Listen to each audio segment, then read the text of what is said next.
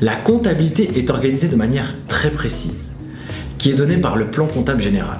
Le plan comptable général nous dit que, en fonction des informations que je souhaite ou que je vais devoir enregistrer dans ma compta, je vais utiliser un plan de compte.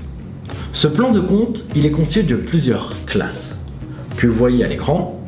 Tout d'abord, vous avez les comptes de la classe 1, qui constituent les comptes de capitaux.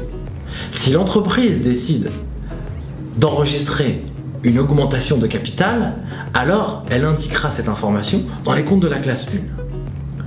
Ensuite, vous avez les comptes de la classe 2.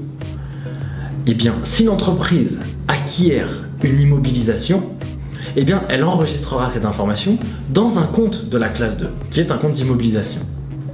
Vous avez également les comptes de la classe 3, qui sont les comptes relatifs au stock.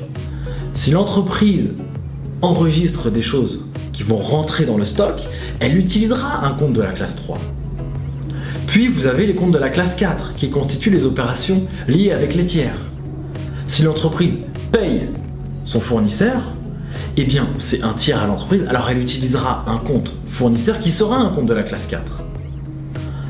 Par la suite, vous avez également les comptes de la classe 5 qui constituent les comptes de trésorerie.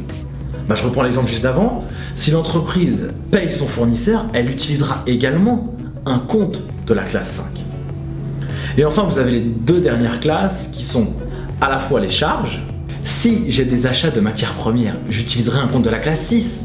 Si j'ai des achats de fournitures de bureau, j'utiliserai également un compte de la classe 6. En revanche, si je dois constater mon chiffre d'affaires, je constaterai mon chiffre d'affaires dans les comptes de la classe 7.